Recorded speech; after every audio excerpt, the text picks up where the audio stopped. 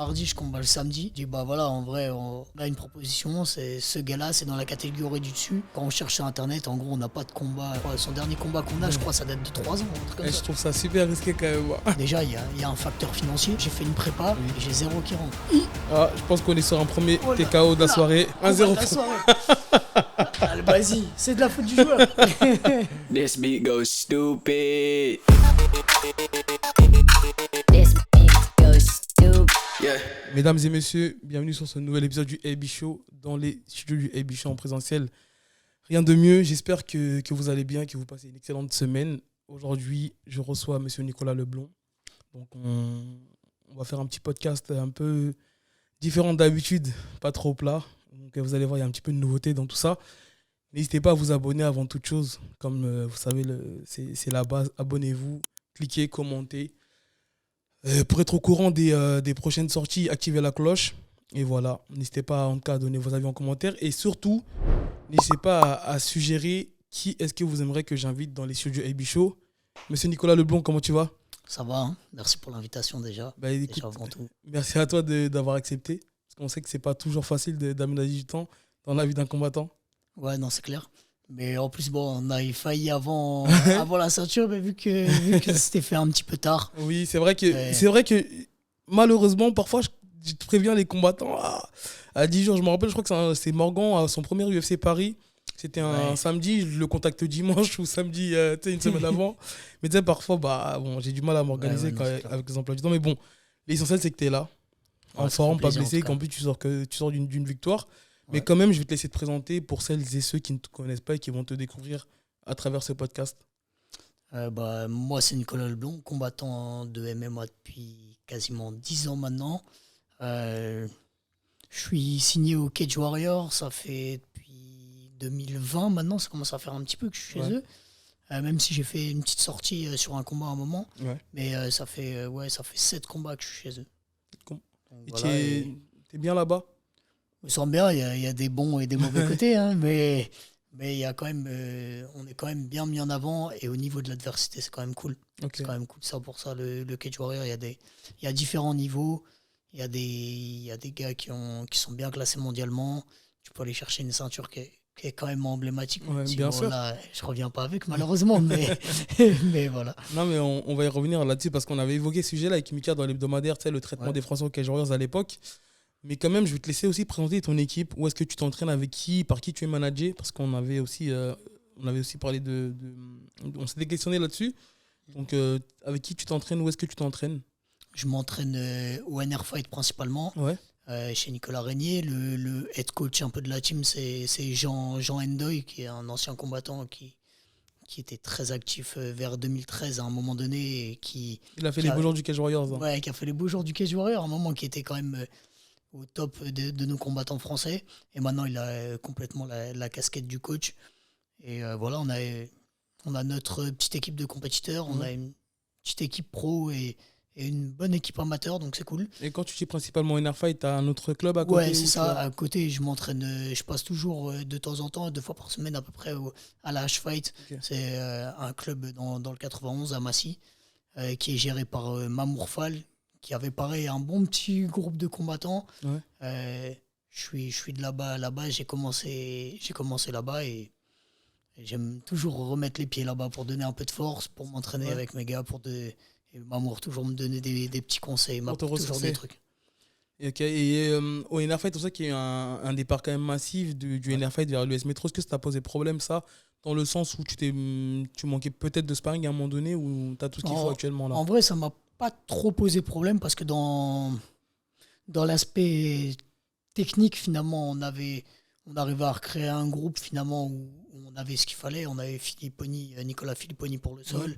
On a Jean pour la partie MMA. Moi-même, j'ai aidé un petit peu les moins expérimentés où j'avais des cours. Je donne cours aussi là-bas. Et après, sur l'opposition, on a quand même un groupe qui est resté. Il y a Bourama et Alioune qui nous ont rejoints récemment.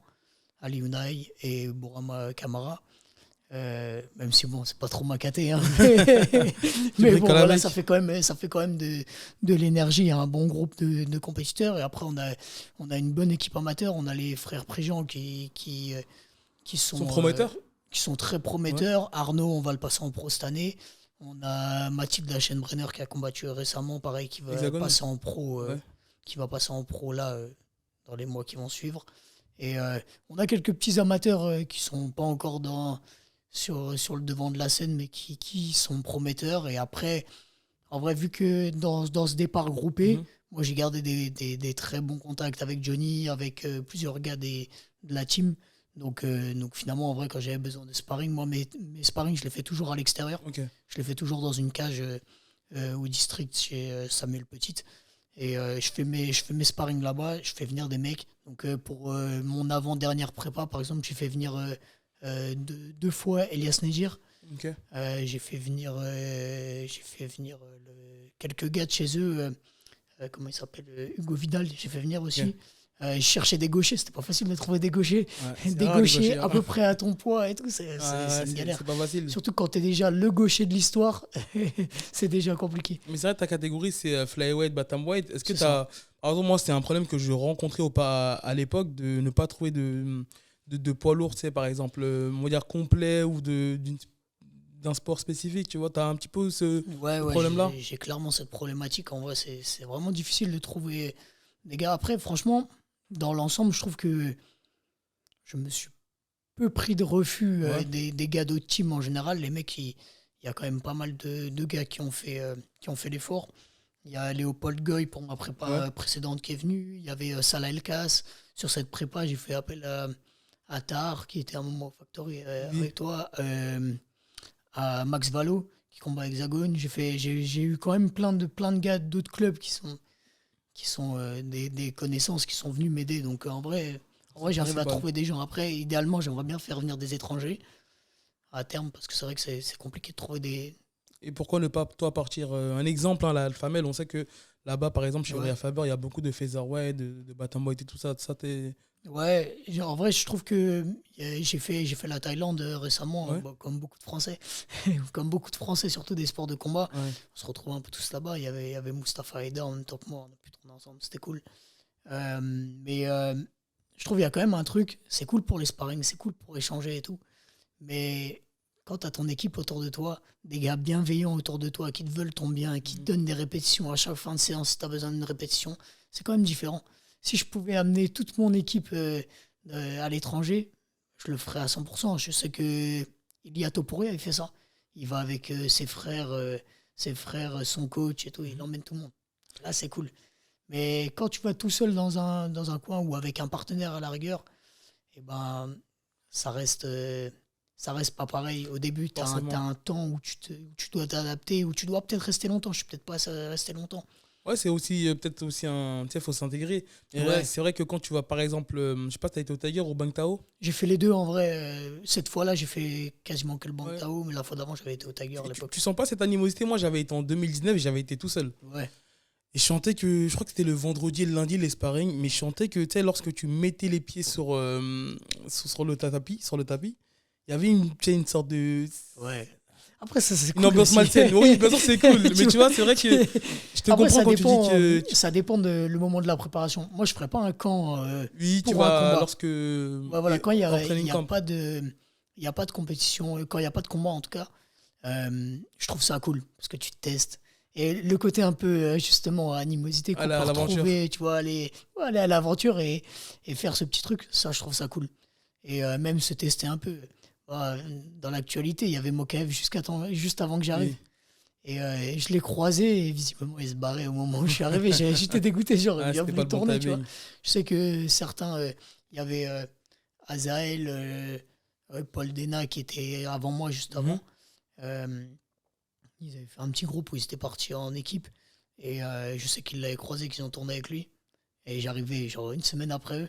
Et je me suis dit, peut-être que, tu vois, et puis finalement, bon, je tournais avec des bons gars, c'était cool. Hein. Mais pour faire le camp d'entraînement où on perd du poids, tu t'entraînes quand même énormément sur une prépa, tu t'entraînes vraiment beaucoup et tu as des risques de blessures. En plus, il y a aussi les infections staphylocoques. Il y a pas mal de Français qui en ont chopé là-bas. Donc c'est vrai que s'entraîner à quelques semaines, voire un mois de ton combat, je pense pas que c'est le mieux à faire, surtout là-bas. Ouais, non, c'est clair. Est-ce qu'il est le gars, on va dire, avec qui t'as tourné qui a été au plus haut niveau?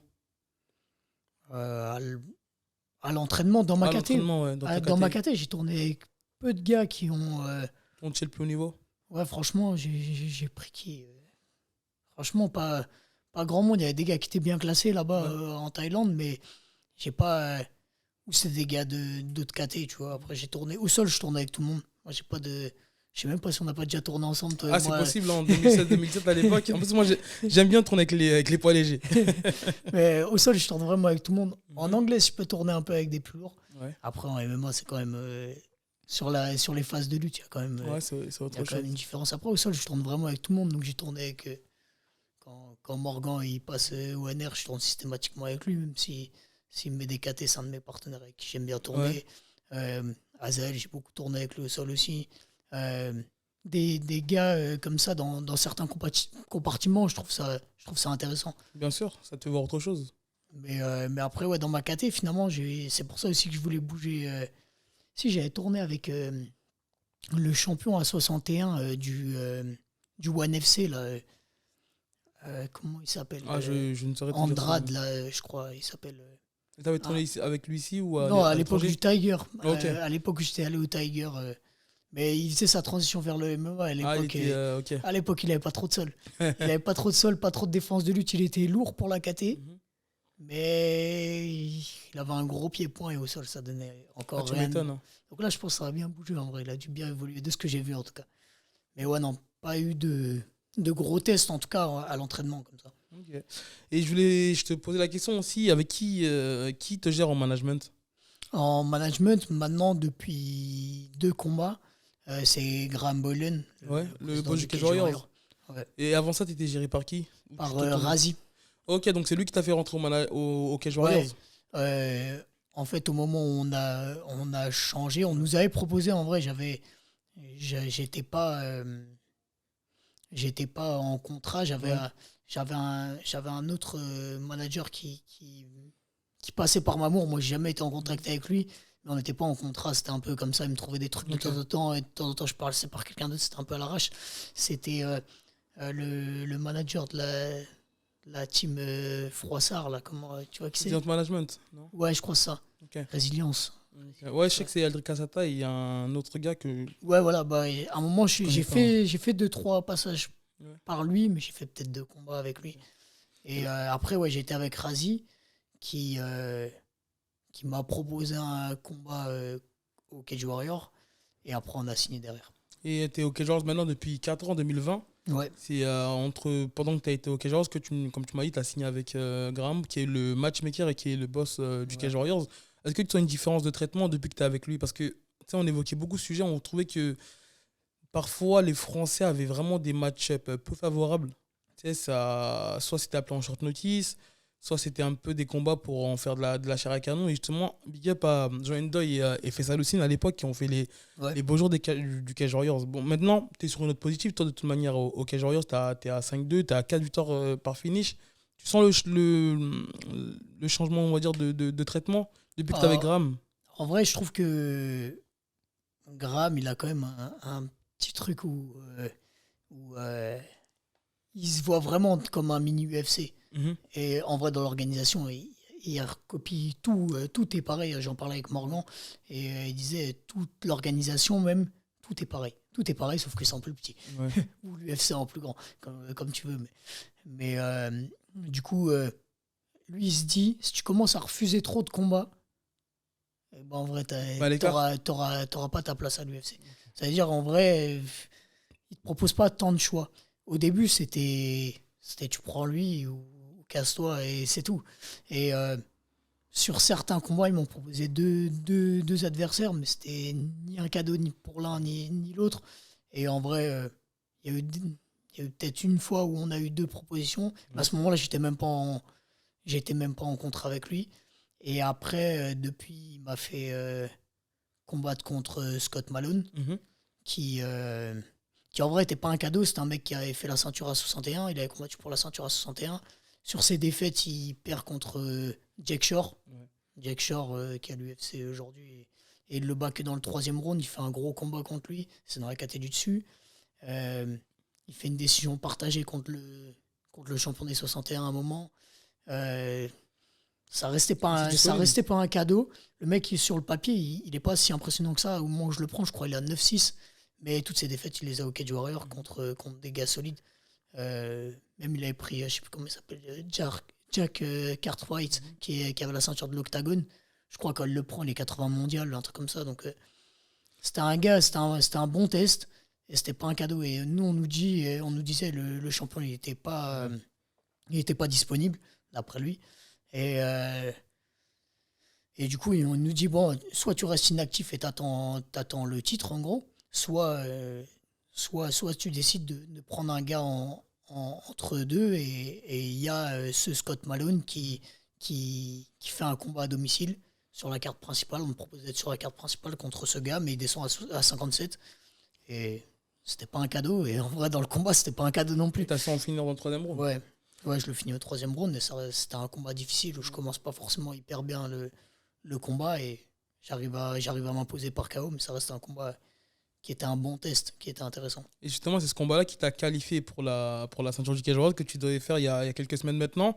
Ouais. Malheureusement, c'était le champion titre, c'est celui qui avait affronté Samir Faidin en... Shahak, ouais. Merci, parce que moi, les prénoms, c'est pas trop ça. Finalement, lui, c'est une blessure qui lui est arrivée, c'est ça? Ouais, il s'est blessé, je sais pas, ils m'ont pas précisé où. Ouais, t'as pas eu de On s'en précision, fout. donc tu devais avoir la ceinture intérimaire contre Amir Malekpour. Ouais. Une blessure aussi? En fait, c'était à 2 semaines de l'événement Ouais. que Shahak il se blesse. Donc, ils nous appellent, ils nous disent bon, Nicolas, on a une mauvaise nouvelle. Shahak, il est out. Déjà, ça fait un peu mal. Et là, ils nous disent on a une possibilité, sauf que au Cage Warrior, dans la KT, quasiment tout le monde était sur des défaites. Ouais, donc il y avait pas parce de... Parce qu'il n'y a pas trop de. En tout cas, dans la catégorie flyweight, il n'y a que des mecs du roster. Ils font peu venir des mecs de l'extérieur. de l'extérieur. Il y a quelques mecs qui ont un peu des gars extérieurs qui viennent au cage. Mais dans la KT, en vrai, tout le monde s'affronte un petit peu. Et du coup, l'adversité, elle est bonne. Et quasiment tout le monde était sur des défaites. Le seul qui n'était pas sur une défaite, je crois qu'il il avait quitté l'organisation. Et il y avait Malekpour qui était sur 2 victoires consécutives, dont une victoire contre un gars qui avait disputé le titre dans la KT du dessus, contre l'ancien adversaire de Taylor, Logran, là, Ouais. qui a combattu récemment. Là. Et du coup, il nous propose ce gars-là qui, en vrai, était en amateur, il est champion d'Europe. Champion d'Europe amateur. Il avait un profil un peu particulier. C'était un peu bizarre et je crois qu'il avait 7-2. Et sur le papier fort, mais un peu bizarre, un peu bagarreur, un peu chelou dans le style. Et du coup, il nous propose lui en remplaçant. On dit oui. Parce qu'en vrai, c'était quand même cool d'avoir une ceinture intérim. Et peut-être, je crois que c'était le vendredi de la semaine d'avant, je crois. Ils nous disent le mec, il s'est blessé. En plus, on sait que, déjà, ça on va en parler, on a vu que tu as commencé quand même à t'activer sur les réseaux, Ouais. à faire pas mal de communication. On est à 2 mois, enfin moins de 2 mois de l'UFC Paris. Tu es classé actuellement 122 chez les flyweight sur Fight Matrix. Donc forcément, la ceinture du Cage Warrior serait pesante en tout cas pour te caler à l'UFC. Comme tu l'as dit. Il était, je crois, 40 mondial, 45. Ouais, donc c'était le combat parfait en fait avant c'était parfait. pour prétendre à l'UFC Paris. Finalement, ils t'ont trouvé un gars à la dernière minute qui a été qui est en record négatif. Ouais. Son nom c'est Siutis Gerasimos. Il a 5-6. C'est lui que tu as affronté finalement et que tu as gagné par la décision. Est-ce que avec le recul, tu te dis pas que ça aurait peut-être été mieux de rester inactif parce que tu avais une série de 3 victoires en tout cas au Cage Warriors avant Finish, ouais. par finish. Malheureusement, lui tu le prends et tu le gagnes à la décision. Ouais. Et on sait que ça, c'est un des facteurs qui pèsent a priori pour les matchmakers de l'UFC, c'est le nombre de finishes. Là, c'est pas un combat en fait, qui t'a valorisé malheureusement. Et tu dis pas que tu aurais peut-être préféré rester à attendre. En vrai, on s'est posé la question. Ça a été un vrai truc parce qu'en vrai, on nous a proposé un autre gars entre-temps. Il y a eu un autre adversaire qui n'a pas été officialisé.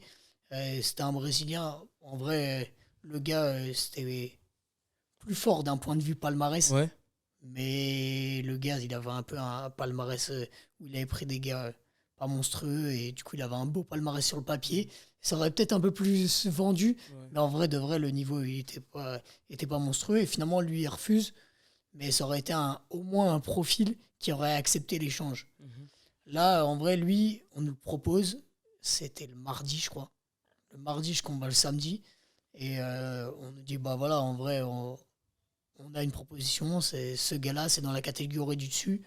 Et quand on cherche sur Internet, en gros, on n'a pas de combat de lui depuis, je crois, son dernier combat qu'on a, je Ouais. crois, ça date de 3 ans, ou un truc comme Je ça. trouve ça super risqué quand même. Mais en fait, on s'est dit ça. On s'est dit, en vrai, je suis préparé comme un chien de la caisse. Euh, Ça fera toujours un combat de plus. Le mec, il a peut-être progressé. Il était sur une série de victoires, de 4 victoires, après contre des mecs au record quasiment négatif touche, je crois, dans mes souvenirs. Mais bon, rien d'hyper effrayant. Ouais. Ça restait un risque. Et Forcément. ce qui se passe en vrai dans le combat, déjà, c'est pas facile de se remotiver quand tu passes d'un Ouais, y a mec qui est pas. cassé 40 mondial à un mec qui a un record négatif. Mais déjà, il y a un facteur financier. C'est-à-dire, j'ai fait une prépa Oui. et j'ai zéro qui rentre. C'est-à-dire, moi, j'ai arrêté de travailler pendant des semaines pour faire le meilleur camp possible, pour faire la masterclass dont je rêvais pour pouvoir signer à Ouais. l'UFC. Et là, derrière, on me dit, plus de mecs, plus de combats, plus de fric. Et en vrai, c'est la réalité du combat, toi, tu le sais, tu vois, Bien sûr. mais les gens ne le savent pas forcément. Et je me retrouve avec...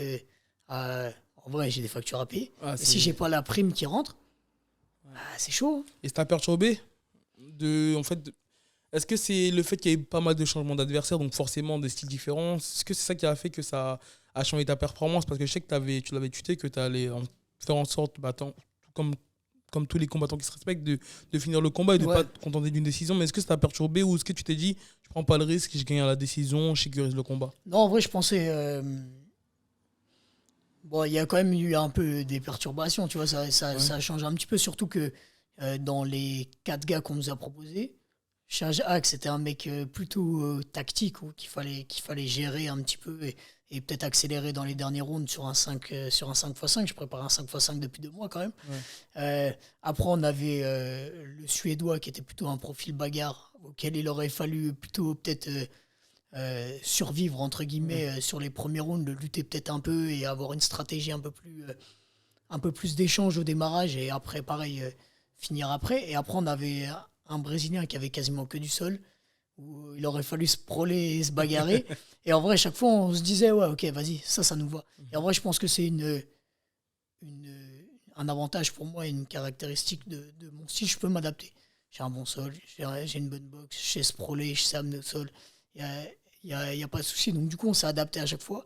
Et à chaque fois, on faisait 2 ou 5 jours de prépa. Ouais. Et puis, on nous disait non, il est out. Ah, Évidemment, c'était frustrant. Et ouais, lui, on savait j'imagine. pas trop en vrai. On savait pas s'il allait se bagarrer, s'il allait se déplacer. Et en vrai, on se retrouve sur un gars qui bouge chelou, qui danse un peu.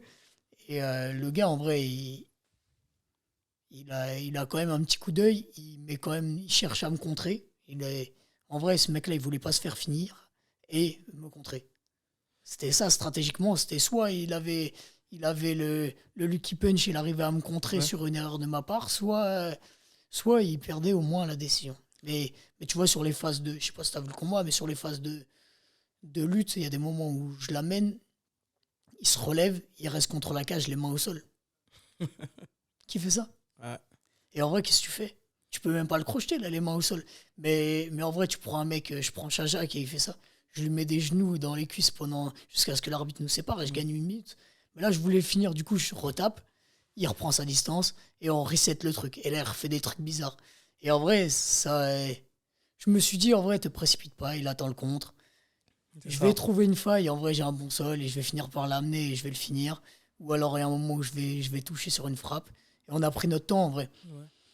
Ah, t'as sécurisé, quoi. J'ai sécurisé en prenant mon temps, mais en vrai, il y a un moment où on aurait peut-être dû accélérer. Écoute, l'essentiel, c'est que t'as la victoire. Malheureusement, Voilà, pas de l'essentiel, ceinture. ça reste la victoire. Et est-ce et c'est ce qu'on que disait. tu as pu forcément parler avec ton manager, Graham?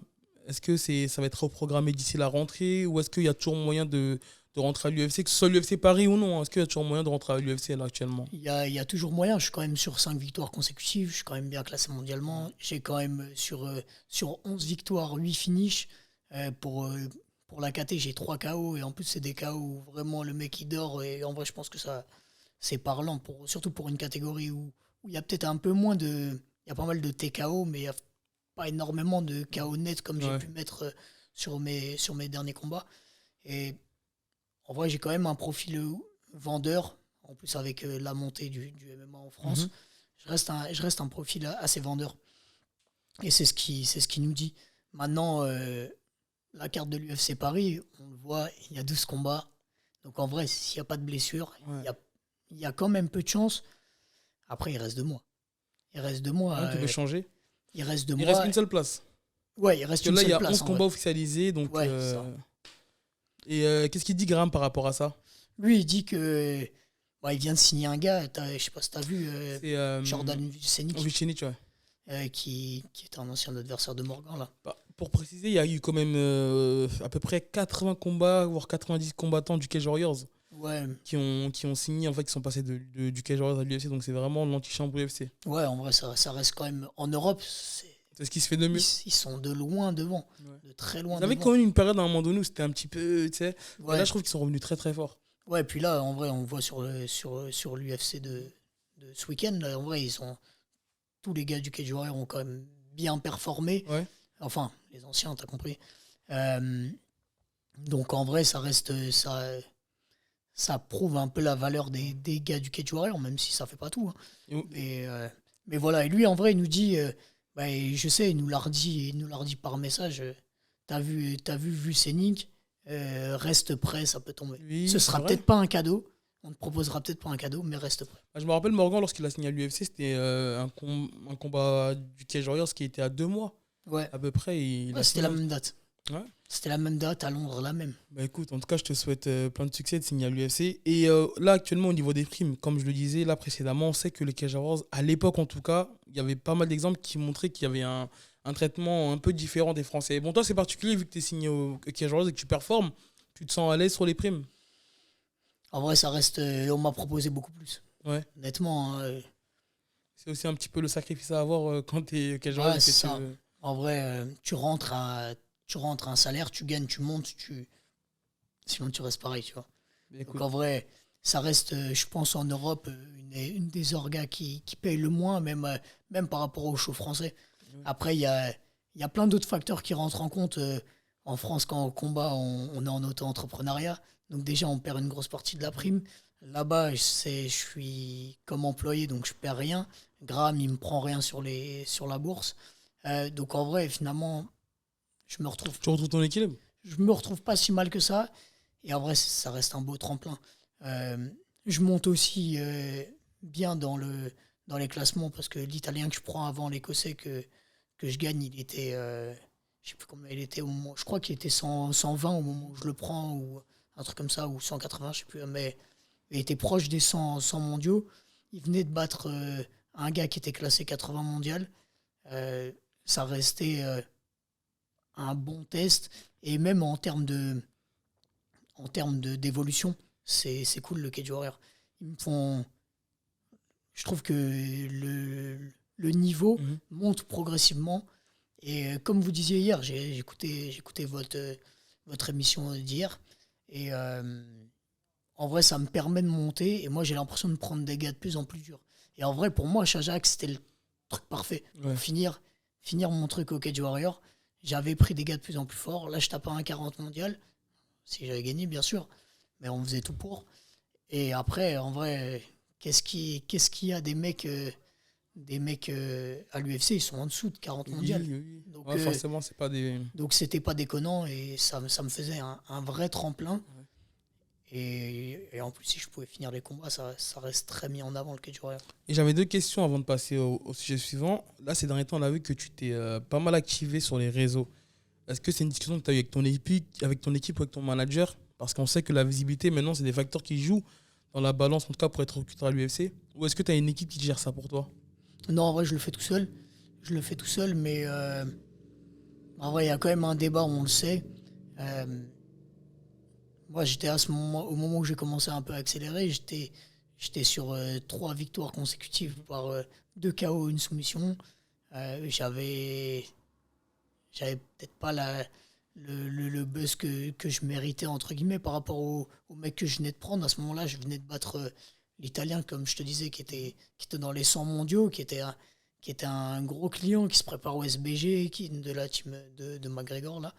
Euh, C'était un gros client et en vrai, j'estimais mériter peut-être un peu plus de lumière. Après, c'est comme tout. Mais du coup, je me suis un peu dit, et si c'est ça qui me manquait pour prendre un step, imagine, j'arrive avec la ceinture et en vrai, je me retrouve avec 5000 abonnés sur les réseaux. Mais Non, mais tu vois, bien sûr, c'est des facteurs qui jouent. Et en fait, justement, en parlant de ça, il y a 2 gars qui se chevauchent dans les classements. C'est Mickaël Aljarouj.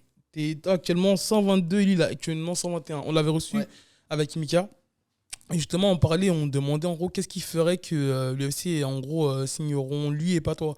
Et donc là, je te repose la question. Tu penses que c'est quoi les facteurs qui feront que l'UFC signeront toi et pas lui? Parce que là, forcément, ça m'étonnerait qu'il signe, que ce soit pour l'UFC Paris ou pour même l'UFC en général, 2 flyweight. je pense aussi, ouais. Donc c'est quoi qui, selon toi, qui va faire que tu auras plus de chances de ton côté? En vrai, je pense que j'ai quand même pris des gars récemment mieux classés. Mhm. Ça, c'est une certitude. En vrai, on est côte à côte au classement alors qu'il a plus de victoires que moi. Donc, c'est La c'est qualité prouvé, des entre adversaires. guillemets. Ouais, voilà, les Mhm. qualités des adversaires. Et après, peut-être, je sais pas combien il a de finish, mais je crois que j'en ai à peu près l'équivalent alors qu'il a moins de. Il a plus de victoires. Donc je pense que peut-être justement le côté Cage Warrior, le côté peut-être Graham, en vrai, on joue là-dessus aussi. Hein. On signe avec Graham aussi pour, Ouais. pour ça, pour avoir le petit coup de pouce aussi. Et après, ouais, je pense que les réseaux en plus que j'ai activés, ça m'a aidé aussi un peu. Je pense que ça peut m'aider un peu aussi.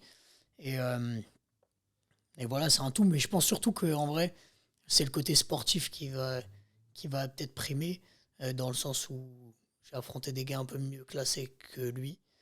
Et voilà, après, je sais qu'il y a un facteur extra sportif que en vrai, il a déploré sur ses papiers. Je sais pas si, je crois qu'il peut pas combattre n'importe où. Ouais, Je sais il qu'il avait peut dit qu'il y avait combattre des, aux Emirates, il y avait des euh, soucis ouais, niveau. mais il peut pas combattre en Angleterre, dans certains pays. Donc après, ça, c'est un facteur extra sportif qui en vrai est dommage. Mhm. Moi, tu vois, ça devrait pas rentrer en compte. Après, on voit, tu vois, des profils comme Shimaev. Shimaev, il combat que Abu à Abu Dhabi. Dhabi. Après, lui, c'est un peu.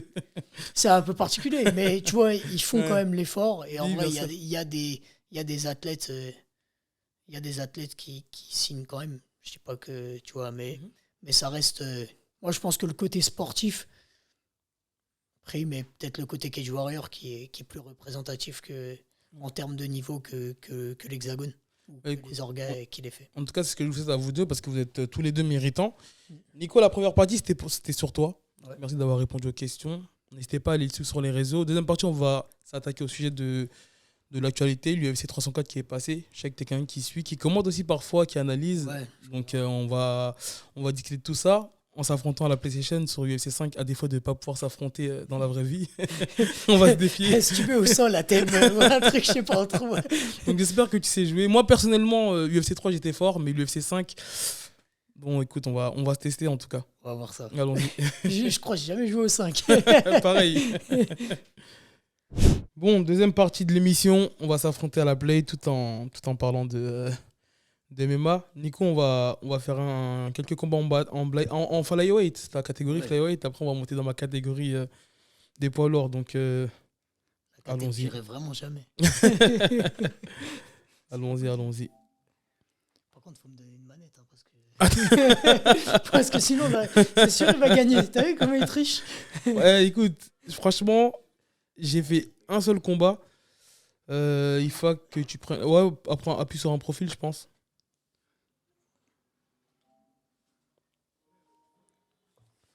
Donc, on va choisir la catégorie. Poids paille, 57 kilos. Tu es de ton côté. Ah non, là, on est parti dans la catégorie des Ouais, combats. paille, c'est strawweight. Ouais, je suis un ouf. De toute façon, on peut changer d'ici normalement. Ah, moi, je suis plus habitué à tous ces jeux de. Bantamweight, féminin. Ah, c'est là. Pantoja qui est actuellement champion de la catégorie. Ah ouais. Qu'est-ce que je vais prendre? Bon, je vais prendre Mokaev. D'ailleurs, t'as pu suivre un petit peu ce qui s'est passé avec. Ouais, j'ai vu un peu. Hein. Qu'est-ce que t'en as pensé? Sincèrement, Ouais. Dana White, il est dur. Le gars, il est sur. Il est invaincu à l'UFC. Il est 6ème du classement. Après, je sais pas si c'est pour faire pression. Peut-être qu'ils ont essayé Je de. fais un, je fais un duel. Je fais un duel de lutteurs, c'est comme ça. Allons-y. Vas-y, tu peux valider le personnage. Ouais, je sais pas. Moi, je pense qu'il y a beaucoup d'extra sportifs qui s'est passé. Tu penses? Ouais, je pense que son attitude, Ouais. le côté, il fait grave du show et derrière, il essaie même pas de finir le combat. Je pense qu'il y a un tout qui a fait que. Ça se trouve, il bluffe. Hein. Ça se trouve, il bluffe. Oui, tu sais, Dana White, voilà, entre ce qu'il on sait dit et jamais, parfois. Là, ça commence bien. Il a mis un low kick dans le vent. Je connais même pas les touches. Écoute, je te promets que je crois que c'est peut-être allez, la 3e fois que j'ai joué avant que tu arrives. Je fais un petit combat. Et aussi, je crois, hier. Mais vraiment, c'était pas pour m'entraîner, c'était pour un petit peu voir. En tout cas, ça commence bien pour moi. Le jab, tu connais. Et t'en as pensé quoi de sa performance face à Manel Capé? Franchement, c'était pas. Il arrive pas à jouer et parler en même temps. Ah ouais, je te jure, là, tu m'en demandes beaucoup, là. Non, Attends, moi, je veux mettre la pression. Non, là. Les tous, elles ont changé en plus. Hein. Tiens. Ouais, non, en vrai, là, il y avait des phases qui auraient pu être intéressantes, c'est dommage. Je trouve que ça reste un gros niveau, mais j'aurais bien voulu voir un petit peu soit Mokaev vraiment engagé de la lutte, soit... Il a du mal à installer sa lutte. Hein. Je pense que c'est Manel Capé qui a très bien défendu. Ouais, même dans la distance, il était fort. Manel Capé, là, franchement, il était impressionnant. Ah, je pense qu'on est sur un premier Oh là TKO de la là. soirée. Ah ouais, la combat 1-0 de la soirée. Ah, vas-y, c'est de la faute du joueur. Allez, je t'accorde. Tu veux changer de personnage ou garder le même? Vas-y, on va regarder. Mais comment on lutte? Je te jure que j'ai essayé de te lutter, j'y arrive pas. Avant, c'était. Je On crois- a fait un duel de lutteurs. On a fait que de se péter. Avant, c'était L2 avec rond carré, mais là, je crois qu'ils ont changé les touches. Bon, 1-0 pour moi. En plus, c'était pour la ceinture directe. De ouf. Ah, ça se voit, c'est pas Dana White qui gère. Et la catégorie en général, on sait que c'est une catégorie qui manque vraiment de buzz. Regarde Dimitri Johnson, Ouais. de multiples défenses de ceinture, mais bon, il y a eu un échange entre lui et Ben Askren, il a fini au one. Je pense qu'il manque quoi à cette catégorie-là pour avoir la hype qu'elle mérite? Parce que techniquement, c'est ce qui se fait de mieux. Après, voilà, on sait que Ouais. en général, plus les catégories elles sont basses, plus la technique elle est mieux maîtrisée. T'en penses quoi, toi, de la catégorie actuelle de Je trouve que. flyweight à l'UFC? Je pense qu'il y a une adaptation qui va se faire au fur et à mesure des années. Dans le sens où il y a forcément une adaptation de faire de la distance et de la vitesse. T'as vu, j'ai du mal à parler, à jouer. Hein. C'est un tricheur. Tu vois, là, oh, ah bah attends, je vais prendre un deuxième. Ah, ça y est, Ah ouais, non. je vais faire que ça, là. Comment il lutte? Comment il lutte? Lutte, frérot. Regarde, lui, il envoie des genoux alors que je te demande de lutter.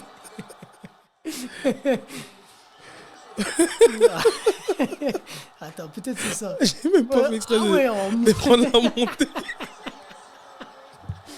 Ah, putain. heureusement, je suis meilleur en vrai. Ça me tue parce que je te jure, je te parle pas pour déstabiliser. Je crois que si on s'affronte tout de suite sur le tatami là-bas, je crois que je fais mieux que là. C'est sûr, même avec toutes ces KT d'écart. Ah, je te jure. Ah, c'est abusé. Ah ouais, c'est En plus, je une t'ai dit, dinguerie. franchement, là, j'apprends à peu près à jouer en même temps que toi. Vas-y, on va faire un changement de catégorie. Peut-être que tu vas me débrouiller. Ouais. Donne-moi. Regarde, tu sais quoi, je vais aller choisir la catégorie. À toi de choisir. Vas-y, on va prendre les lourds. Vu que t'aimes bien Aspinal, je vais prendre John Allons-y. Jones chez les lourds. Hein. Attends, il faut que je crois qu'on. Ouais, c'est là, ouais, poids lourd. Si j'arrive à perdre avec John Jones contre Aspinal, Non, je crois que je vais. Attends. là, Qui normalement, est-ce qu'il y a dans déjà, les. j'ai plus de chance. Ah, il est bien balèze là, hein, John Jones. Ah, Mohamed Ali, ah, maintenant il est Oh. pas débloqué. Ah non. Est-ce qu'on sent un John Jones, John. un John Jones Aspinall ou un John Jones Cyril? Ah. Moi, j'ai vu que je sais pas lutter. Vas-y, je prends John Jones Cyril. On va essayer d'avoir une petite revanche. Là, t'as une chance de venger. Il y a moyen. Il y a moyen. Mais ouais, dans la KT, je pense que, pour revenir au sujet avant que ça démarre, je pense que en anglaise, on le voit, les gars, ils restent dans une mi-distance en anglaise pour pouvoir se servir de leur vitesse et pour pouvoir éteindre. Alors que pour l'instant, à l'UFC, les flyweights, ils bougent beaucoup. Et je pense qu'à terme, on va se retrouver à faire un peu plus de mi-distance et ça va donner des combats qui seront beaucoup plus intéressants. Comme on voit chez les légers, en anglaise, qui est de plus en plus populaire. Donc, je pense qu'en vrai, ça va. J'ai une question, moi, vraiment, c'est quoi la sensation, tu sais, quand ça, dans les phases de scramble? Parce que, un exemple, moi, dans ma catégorie, des fois, c'est le premier sur l'action. T'emmènes le gars au sol, il y a très peu de chances qu'il se relève, ça stabilise. Pareil chez les 84 kilos, chez les welterweight, un petit peu moins, mais quand même. Mais les flyweight, c'est-à-dire les 57 kilos, vite, hein. les bantamweight, les 61 kilos. Et parfois, les featherweight, je trouve qu'il n'y a même pas de. Ça stabilise pas. Je pense au combat contre Pantoja et. J'ai oublié le nom. Tu sais, c'est des phases où il y a. En fait, il n'y a aucune phase où ça stabilise. Au sol, ça se relève, ça scramble. Je pense que c'est beaucoup plus dur de stabiliser chez les légers. J'ai l'impression que c'est quasiment impossible. À part si le gars, c'est une tortue et qu'il sait vraiment pas. Ouais, c'est dur en tout cas. Ou alors. Putain, il a mangé John Jones. Comment on lutte? Allez, on va finir cette fois-ci. Heureusement. Oh non, John Jones. Désolé frérot. Je pense qu'il y aura un troisième TKO. Ah ouais. Ah, heureusement, j'ai. Non. Non, on va dire que j'ai fait exprès là si je te laisse me soumettre. Non, je crois que je suis sorti. Allez, je reviens debout.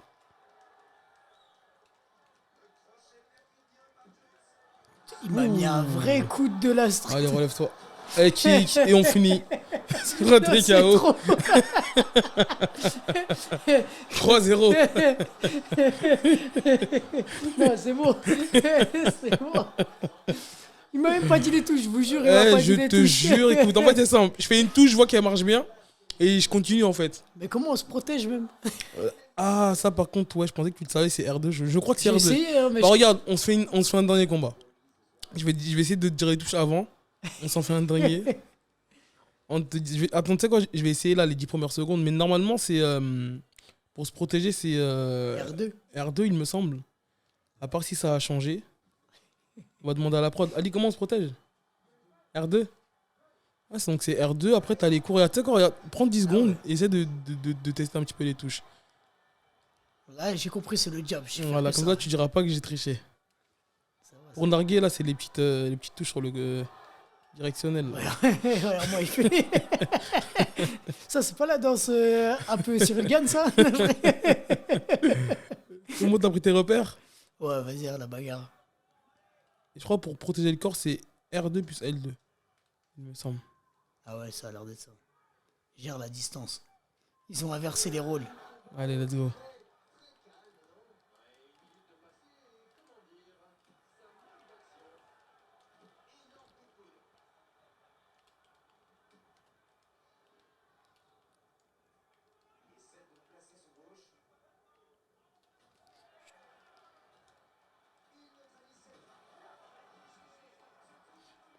D'ailleurs, qu'est-ce que t'en penses de ce combat revanche entre Cyril et Volkov là, pour Abu Dhabi?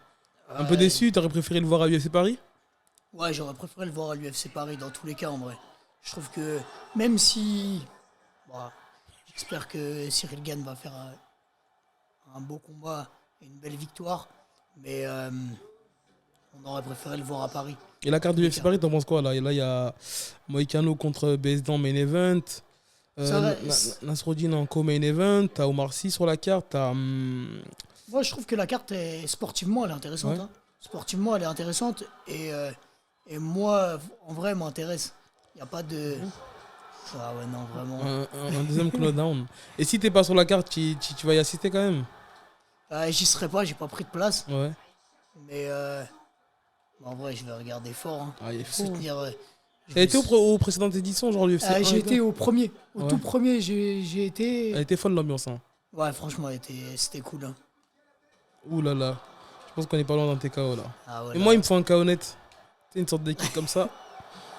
Allez, on va finir là-dessus. 4-0. Cyril Gagne qui prend la montée sur John Jones, qui l'aurait ah cru. ouais. Heureusement, c'est la télé. Je pense John Jones, il est pas d'accord. Attends, viens, on te laisse me soumettre, non? Comme ça, on voit. Oh Voilà, c'est bon. En fait, j'étais pour Cyril, du coup. T'as laissé gagner. J'ai laissé gagner. Bon, ça va, j'ai gardé les bons réflexes des précédentes éditions. Nico, je vais te laisser le mot de la fin. Ouais, bah, en vrai, merci déjà pour Ouais, c'était un plaisir. invité. C'était un plaisir de pouvoir échanger avec toi. C'était un plaisir de Plaisir partagé. laisser Cyril Gagne battre John Jones. Parce que tout ça a été scénarisé, bien sûr. 4 combats, 4 finishes. Ouais. Je vais être invaincu à domicile. Ah ouais, voilà. En tout cas, on te souhaite le meilleur pour la suite. N'hésitez pas à aller vous abonner. La caméra, tu peux la regarder, dire tes réseaux. Si j'oublie pas, je vais faire en sorte de le mettre dans la description. C'est le blond MMA Fighter sur Instagram. C'est là où je communique principalement, même si je m'attaque un peu à Twitter, mais C'est autre chose. doucement, c'est autre chose. Hein. C'est ouais, compliqué à appréhender au début. c'est pas pareil. Mais je commence un petit peu à m'y mettre. C'est Bah, c'est intéressant. top. En tout cas, on te souhaite le meilleur pour la suite. On espère une ceinture du Cage si c'est pas l'UFC ou même l'UFC Paris. Salut à tous. Nico, à la prochaine. À la prochaine.